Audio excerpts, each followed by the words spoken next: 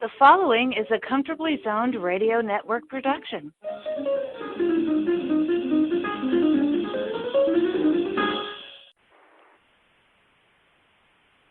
Thank you, Tally Olson. We are back. New York City baseball in the zone. I'm Ralph Tyko with the Comfortably Zoned Radio Network.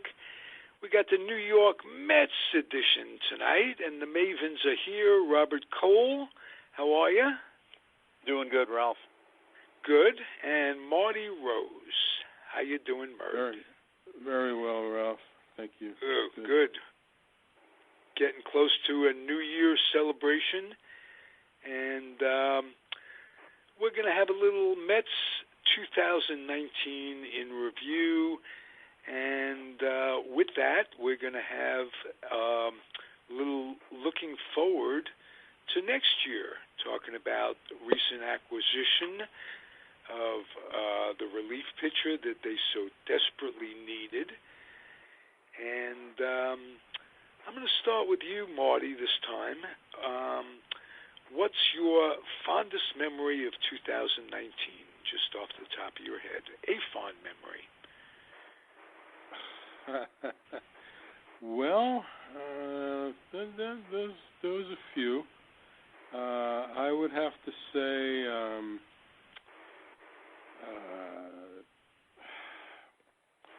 Alonso, just the way he played the whole year, and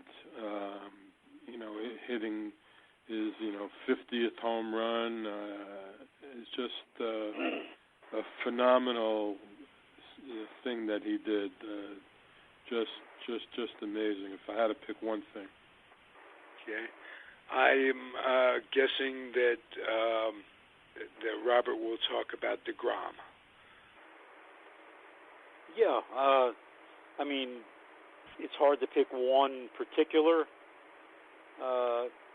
thing with DeGrom. Just again, the whole season as a whole, it's really hard to pinpoint one thing, out of a season and the way it was. I mean, Marty and I had quit. How many times did we quit on the team this year, Marty? 3 or 4, I guess. And they kept roping us back, and they kept bringing us back. So, as a whole, it was an up and down season. It's like a roller coaster. But the opening day was big, a win, and the closing day was big, a walk-off win. So, there's a lot of things to like. And a lot of water under the bridge at that point. Yes. Okay. How about you, Ralph? What was your favorite? My favorite was the moment that they announced that Alonso was going to make the team at a spring training. And I thought that, not because of anything he did or didn't do to deserve it, he did a lot to deserve it, but the idea that they weren't going to scrimp on the little things, I thought that put them one step ahead right there. That to save X number of dollars in Alonso's payout, he becomes a free agent sooner. Mm-hmm. They weren't going for that. They were going for the continuity of trying to build a good team through spring training and do the best they could. And that made me very happy. Right yes. there. Yep. Agreed. We could talk about the major trade, major transaction that they made to get Diaz. They had to assume Cano's contract, this, that, and the other thing. I'll let you talk about that, Robert. You're more up to date on the business side of it. What did that entail? Well, that entailed picking up Cano's contract, 5 years at many millions. The exact number escapes me at the moment. And supposedly the big acquisition in that was Edwin Diaz. Now they did unload Jay Bruce. They unloaded who's the relief pitcher they unloaded that the lefty. Yeah. The and Blevins. No, not Blevins. I forget his name. Anyway, okay, and that happens. And two top prospects. Somebody that they had drafted just the year before, who's the best high school hitter in the entire draft, and they brought in Diaz and Cano, and Diaz started okay, and then just went off the rails. In the beginning, first 6-8 weeks, he was saving his games. They weren't pretty saves, but he was making the saves. Cano had a tremendous spring training, and everybody was expecting a lot from him. And then he started, he couldn't hit his way out of a paper bag, had a number of injuries, and that whole deal was really a fiasco for the most part. And now you have to hope that Diaz finds himself again this year, and Cano give them some steady play. Excuse me, I remember Marty. I think it was you that made a statement about his bone chips. Does Diaz have bone chips in his elbow, or did you think he had bone chips? I know it was mentioned. Yes. But obviously they didn't think it's serious enough, because I haven't heard anything about any kind of procedure that he was going to have done in the off season. So it couldn't have been that serious. I just don't understand why every time he tried to throw a slider, it went like 400 feet every time. It just didn't make any sense. But they definitely spoke about it during the season, and I don't understand why. Maybe they just think it didn't require surgery, and he's got to work it out, I guess. Okay. I wonder what makes them think he's going to be any better than he was last year, if they're not addressing any problem with maybe rehab or what have you, or what he special has, exercise. The chips in his elbow is really a very minor thing. They basically call it a cleaning. They just go in arthroscopically and get those out.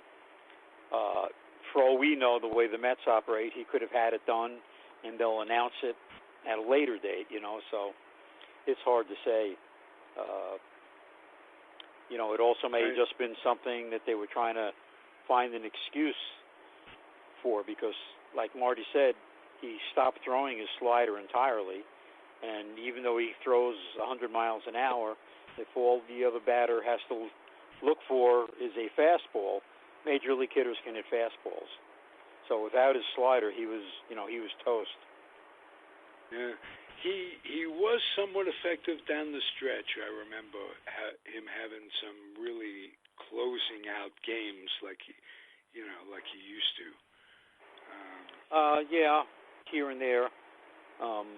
But the acquisition of Betances really, and again, as long as Betances is healthy, and we're again talking about the Mets, so that's always a question mark. But right. Betances makes that bullpen so much deeper. No more question about Diaz having to throw more than 3 outs in a game. Okay, no more fears about having to use Lugo 2 days in a row when we know he needs rest in between. Lugo can give you 2 innings, but then he has to rest a couple of days. Just that acquisition alone really expands the bullpen and makes it much deeper. What do you think, Marty? Oh, absolutely. Betances is terrific. There's no reason that you wouldn't think he's going to be healthy. He had plenty of time to recover from his injury, and I think he's going to be great out there. And another thing, Familia apparently has lost like 20 pounds, so he's getting serious. And I assume this is obviously his walk year, so these guys, when their walk years come up, all of a sudden they start thinking, gee, I better get my act together here because I might not have a job next year. So, he could surprise with a comeback year as well. And Wilson's finished strong. He looks good out there. Gazelman, as long as he was overworked, but he's going to start fresh. And they re-signed that Brad Brock, who looked pretty good last year. So the bullpen could be a plus this year, a big difference from what it was last year. Not to mention they got another long guy. Either, I guess, Waka is probably going to be a long guy. They didn't necessarily name Porcello as the fifth starter, but one of those two guys is going to be the fifth starter, and one of them is going to be a long man out there. So looks promising to me. And Lugo and Gazelman, that adds to it. That makes them even deeper. Oh, absolutely. That's what I said. Lugo and Gazelman are both two-inning guys. That's what they've been the last 2 years. But you can't do that, more than like a couple of times a week. Now you can do that. Just that one acquisition of Betanzas and, Porcello and Waka, the bullpen, the starting staff, much, much deeper. As long as everybody stays healthy, that looks like their strong point. Right. Let me ask you guys, do you think that Nemo could hold it down in center field? Marty? Well, this is what we have to find out, because he was hurt almost the whole year last year. Yep. He shows flashes. I think he can defensively. I think he can play out there. The question is, can he hit? We need to see what he can do at the plate over the course of a whole season. We know he walks a lot. He's got a good on-base percentage, but by looking for walks, he takes a lot of called third strikes as well. So, I think he needs to be a little bit more aggressive at the plate. He's got good speed out there. I think he can hold down center field, although they did pick up this Marisnik guy who is just for defense out there in late innings. But we need to see what Nimmo can do over the course of a whole season being healthy. It's interesting to me the way you said it. He needs to be more aggressive. There are very few young players that you're saying that about. You're saying he needs to be more selective, and that's how you picture young people maturing.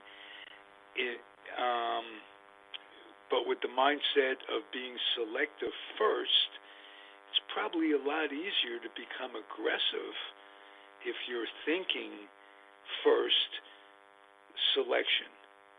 Does that make sense? Well, I'm just saying, I think he just goes up there in the back of his mind looking for a walk a lot of times. And I think he, takes too many called third strikes on account of that. Yeah, but it's easier to adjust to being more aggressive than just in general, not for him specifically. But I think it must be easier to be aggressive than selective if you're going to make an adjustment. Yeah, well, this is going to be a big year for him.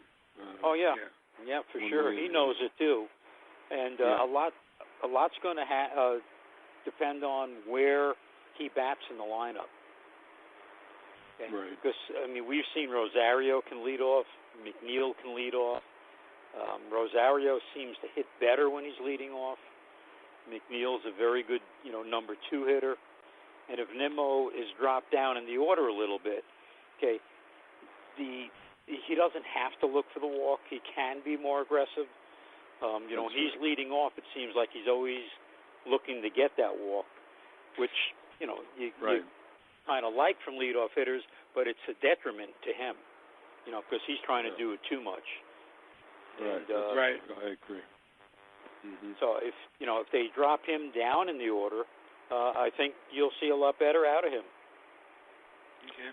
Yeah. They've got a set lineup penciled in. McNeil at third, Rosario at short, right. Cano at second, Alonso. Right. There's not much to think about other than maybe packaging a few of these guys, Dom Smith and what have you. What would you like to see them acquire if they're going to put a package together? Marty? Well, I guess, all the talk has been about a center fielder that can both hit and play defense. With all the talk about the possible, trade with Pittsburgh that's never happened.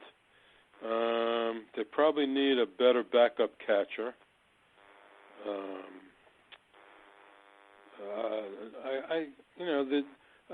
I guess they got enough backup infielders. Like with Lowry, if he's healthy, which I assume he will be this year, and the Guilherme guy who can fill in at short or second.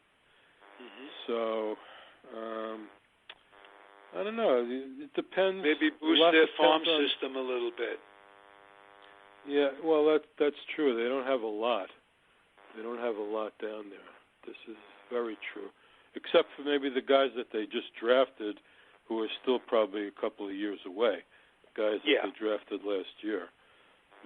But I don't know. Have a couple a lot guys. Depends on the guy we refuse to discuss. A lot depends on him. And up to this point, I don't know if it's even possible not to. He has reportedly been making strides to the point where they're thinking of he's had several teams interested in him, and that would be just they could get more for him than just a replenishment of the farm system if push came to shove. Yeah, in a sense, wouldn't it be something to rehab the guy for 3 years? He comes back, you trade him, and he comes back like ball busters and gets you like Murphy did, as an example, Turner did. They've had a lot of bad experience trading guys off. He's going to be a lot more attractive now with the way they restructured his contract. Yes. Big time. It's all he's got, getting much less salary up front, depending on what he's going to do offensively. Well, so, it makes him more attractive to the Mets, obviously, or they wouldn't have done it. So maybe they're thinking in terms of keeping him. Well, I would, okay? I would keep him. He's in his last year. Okay, like Marty was saying, he's incentive-laden. Okay, so in order for him to get his money back, he's got to play well. And why send him to another team? Okay, if it's another flop, well, you're at the end of the line anyway. So unless you can get some real value back, I would keep him. And the same thing with Diaz. I'm reading on a lot of these Met sites. Everybody wants to trade Cespedes. Everybody wants to trade Diaz. Diaz is very cheap right now also. He's only making about a little above the minimum. Okay, and why trade him and take that chance on him coming back and being gangbusters? Find out what you have first. I'm looking at the roster right now. I'm looking at it. I'm pretty satisfied the way it is right now. The only guys, maybe if you can get some minor league talent, maybe for like Dom Smith or even J.D. Davis, especially if Cespedes comes back, then they're both really extra hands, and you really don't need them. But if he doesn't come back, boy, it's nice to have both of them. Oh, yeah. I wouldn't do a whole lot. Like I said, looking at this roster, I'm pretty happy the way it is. I wouldn't do much until I saw Cespedes on the field in spring training. Mm-hmm. That's how. Right. I agree. Even like I think the A's, I don't know if they still are, were interested in both Cespedes and Lowry. So, have to see how that goes. It's interesting. The A's just gave up on their second baseman, Profar. He went to San Diego. Lowry did very well for them, as did Cespedes. So, to me, that's very interesting. Yeah.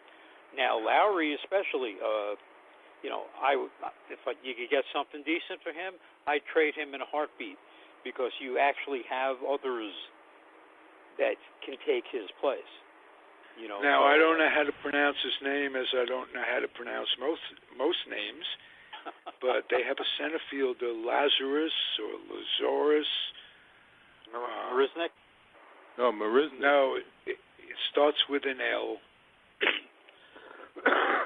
And I'm not near the computer. But this guy, he was hurt. He was hurt he's towards not on the 40 end. men. Whoever it is, he's not on the 40-man roster. Are you talking about the Athletics, Ralph? Yes, the Athletics. Okay. Sorry. Anyway, he can really go get him in center field, and the A's are deep in their outfield. If they got Cespedes, they could definitely afford to give this guy up. He's a go-getter in center field, and he can hit. So his name will come to me 2 minutes after the show closes, as usual. The guy that Robert and I were talking about when Marty missed the show the other day, Tony DeFrancesco, is now their first base coach. And he went to school at Seton Hall with the man whose name I forgot 2 weeks ago. It's Vaughn, Mo Vaughn. And Mo Vaughn was a Met for a while, went to the Angels, kind of a bust with the Mets. And the guy you're trying to remember his name of is Ramon Laureano. Yes, indeed.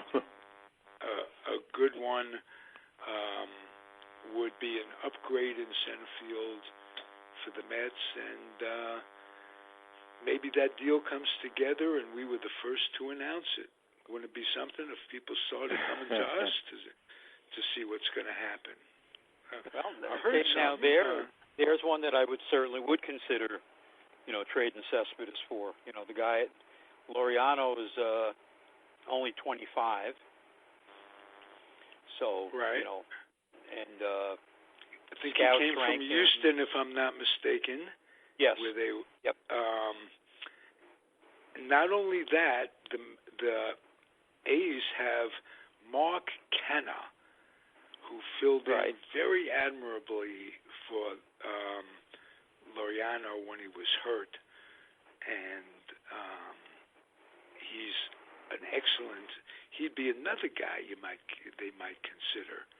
It might take less to get him than it would Laureano, because they like him a lot. They like them both. They've got good depth, and that might be a team that they could deal with. Given, too, that Sandy Alderson is back out with with the A's. And obviously they had a parting of the ways that was copacetic, that was Alderson and the Mets. So let's see if that's our Nostradamus pick of the year. How about that? Well, that would be okay. I mean, I'm looking at this Laureano. He only has a year and a half of service time too, so you're picking up, a lot of extra time with him. So yes. So that definitely would work. And he's obviously not being paid very much money at this point. Correct. Yeah. Ooh. And that would fit right in with the Wilpons, so. Yeah, it certainly would. So if Jeff needs to chat, he could call Marty directly. He'll know where to reach Marty. Marty will be on the recliner. And, all settled, are you, Mert? Yeah, absolutely. I mean, Peggy doesn't fool around. She had everything settled like in a week, 10 days. Like everything was in its place, and all the boxes were out of here, and and good. There's a woman who's up for Grandma of the Year on Facebook photos of. You saw that. She is unbelievably cute, very precocious looking. Little Evelyn. Yeah, she is. Yes, she's something else. Yep. So. Yep. And you're doing well going into the new year, Robert? Oh, yeah. Yep. Yeah. Bring it on. Bring it on. Okay. What could be any easier than this past year? The new year's got to be better for everybody. We've had such craziness in this country. There seems to be a shooting not just once a day, twice a day now. And it's all races, all creeds, all denominations. I'm wondering, are we headed for the beginning of the end? It's rhetorical, but there's crazy stuff going on that reminds me a lot of the 30s in Berlin. Unfortunately, you're not far off on that one, Ralph. Yeah. Absolutely. All right, let's just hope for the best. We'll send out some good vibes to the United States of America, which they need recovering more so than the Mets. Let me put it. The Mets had, you could say, they had a mediocre year. The country had a very disastrous year in a lot of different levels. So best to them, best to everybody out there listening, and we'll be back at you. See you next year, as they used to say. All right. Be well, guys. Have a happy Thank you for listening, everybody. It's the Comfortably Zoned Radio Network, New York Baseball, the Mets edition. Adios, guys. Good night. Good night.